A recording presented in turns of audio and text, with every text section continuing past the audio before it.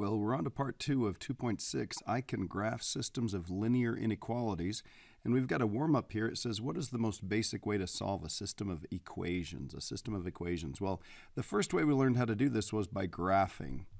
Now, we've finally figured out that substitution and elimination are much better and more efficient ways of doing that.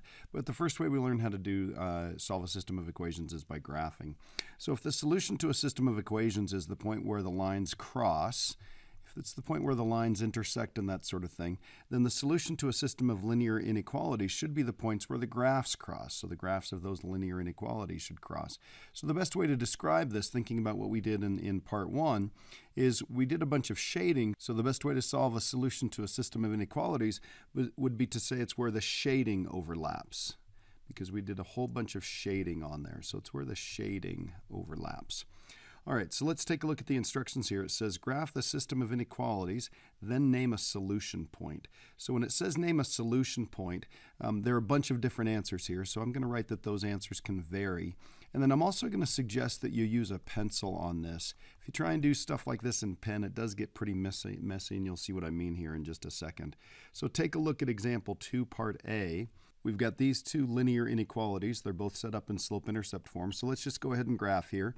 This one, of course, if we wrote it, would have a y-intercept of 0 and would have a slope of 1. So this one's going to cross at 0 and have a slope of 1, rise 1 and run 1, rise 1 and run 1. So I'm just going to put a bunch of dotted dots right here. And if we take a look back there, because it's a less than or equal to, what that means is this is going to be a dotted line. So I'll go ahead and make this a dotted line here. Make that look really nice. Now, we need to figure out which side to shade here, and here's where this gets a little bit interesting. There's not really a perfect way to do this. You've got to figure out something that works for you and makes the answer look nice. So on this one it says y is less than x. So I'm going to put my pencil on the line. We're going to go below, and I'm just going to do this. I'm going to put a little wavy line on this side. And again, there's a whole bunch of different types of things that you could do with this.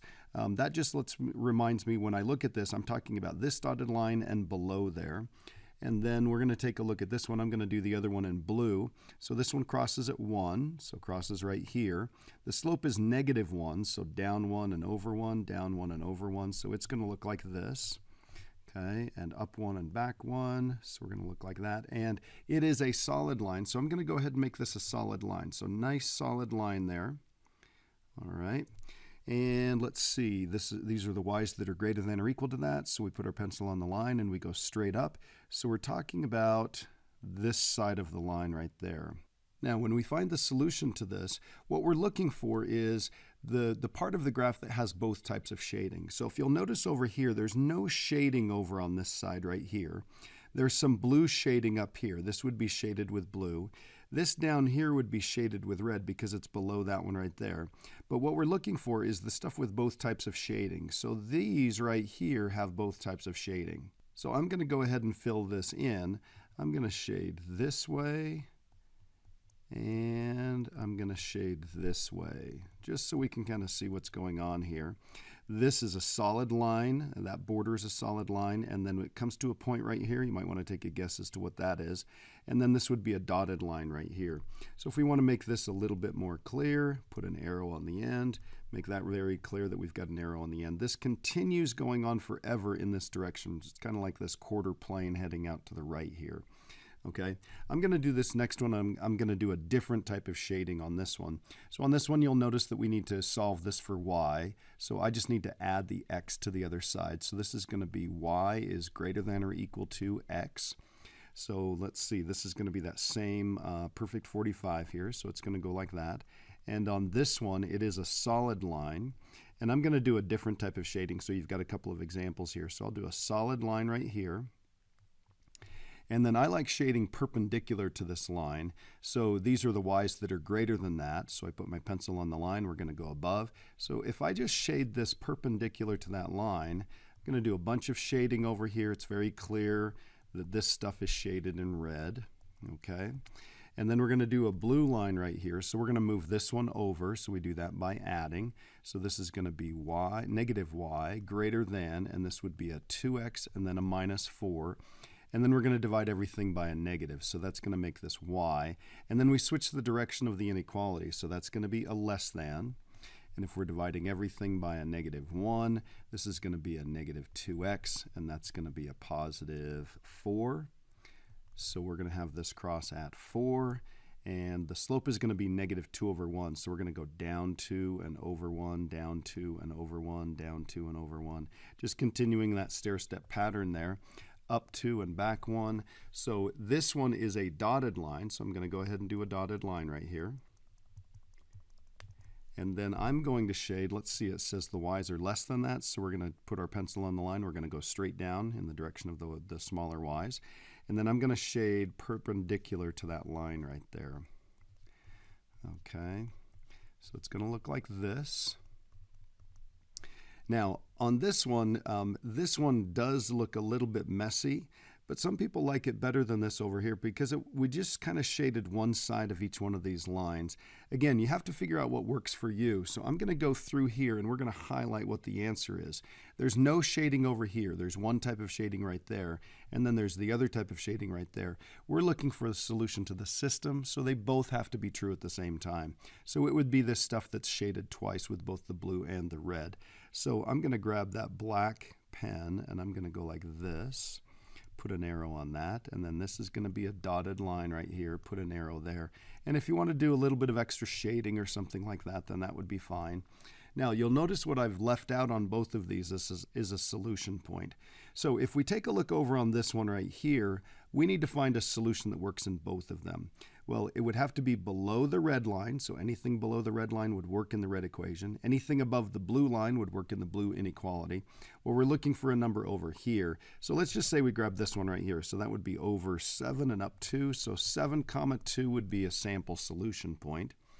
If we were to pick a point over here, we can't pick anything with one type of shading or the other type of shading or no shading. We've got to pick a point in here. So anything like this, let's just say we pick -4, 2. So -4, 2 would be a solution point. I do have a question for you though. We can figure out what that point right there is, where the two lines would intersect. My question for you is, would that point be included in the solution? Like a point on this line, because it's a solid line, it's covered by the red and by the blue shading that goes past it. And a point on this dotted line, well, it's a dotted line, so that border is not included, so that wouldn't. But what about that one right there? So think about it for just a second. It would be filled in by the red line, but it would be dotted by the blue line, so it doesn't have both types of shading. So in order for that vertex, that corner to be included, it would have to be covered by both types of shading, okay? All right, so let's come down here and we'll take a look at another couple of these. These can get a little bit interesting. We've got a couple of examples here that kind of mix it up just a little bit. So again, I'm going to do this one in red and I'm going to do this one in blue. Again, notice the instructions are the same and we do have to name a solution point, so let's not forget to do that.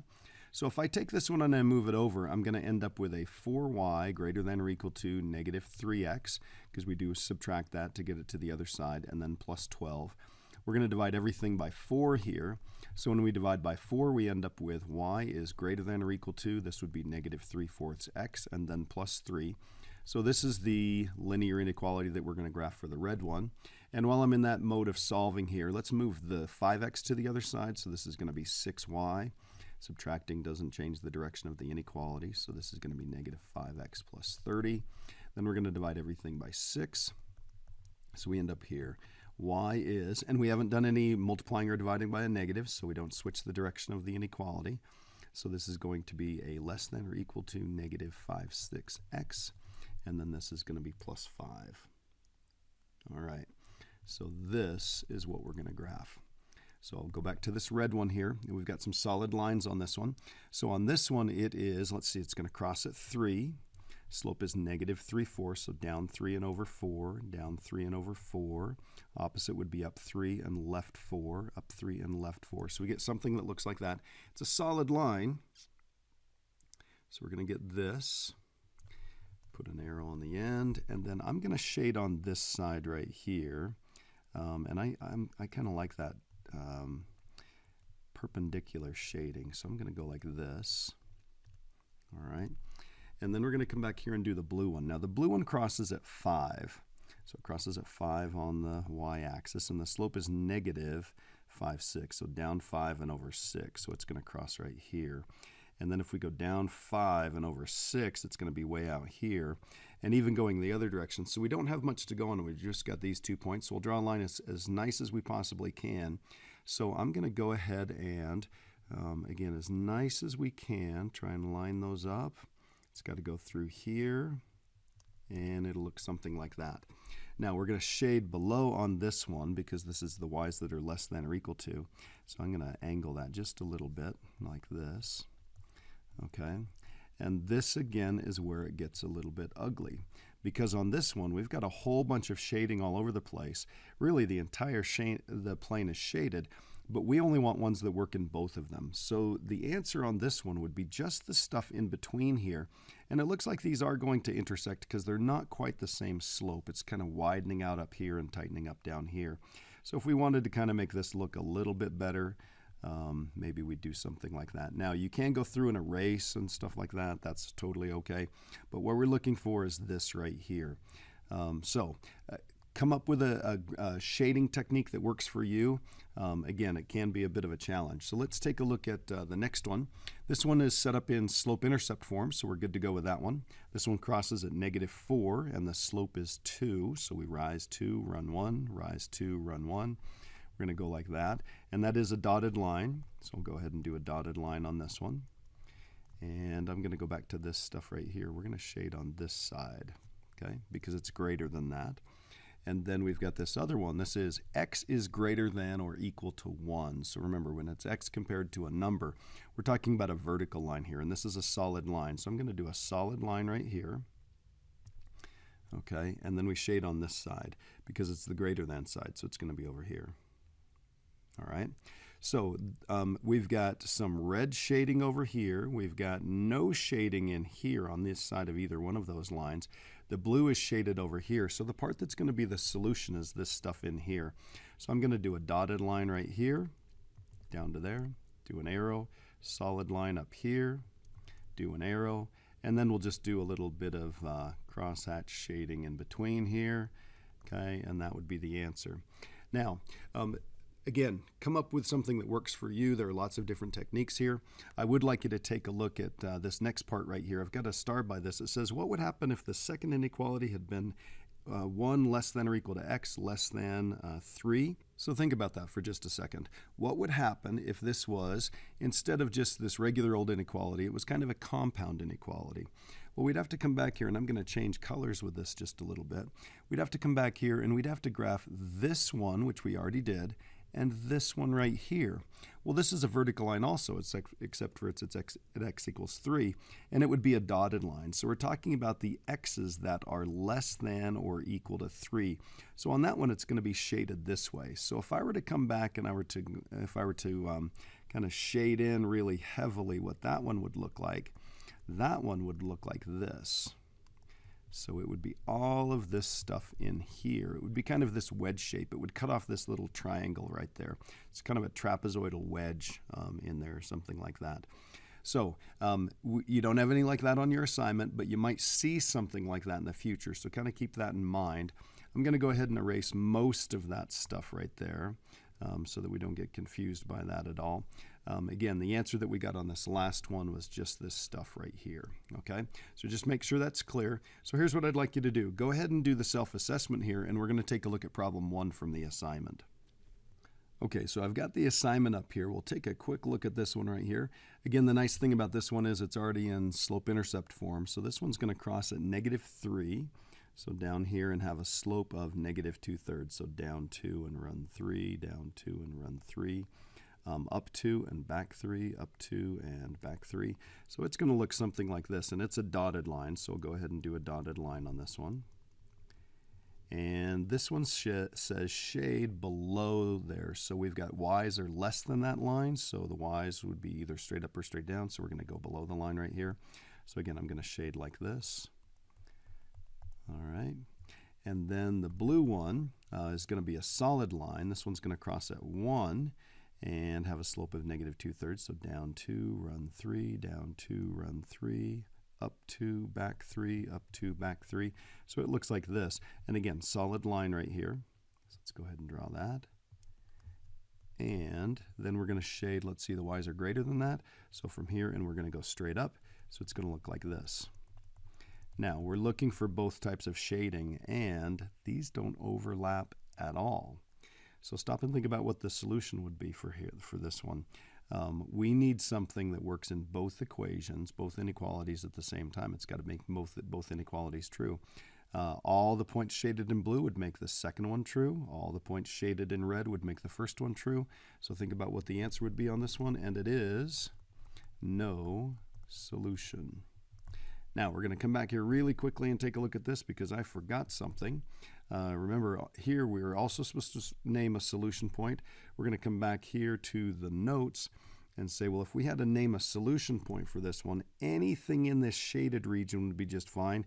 So I think we're okay right in between there. So this one would maybe be 5, 0. And then anything in, remember this is the original one, not this modified one. So anything in here would be okay. So let's maybe pick a 1, 4, something like that. Any point that's in the shaded region would be totally fine as far as the solutions go. All right, we'll come back here, take a quick look. Good luck with these. Some of them are already set up in slope-intercept form, some are not. Make sure you're careful and come up with something that works for you, that makes it look nice so everybody can tell what the answer is when you're done. All right, good luck.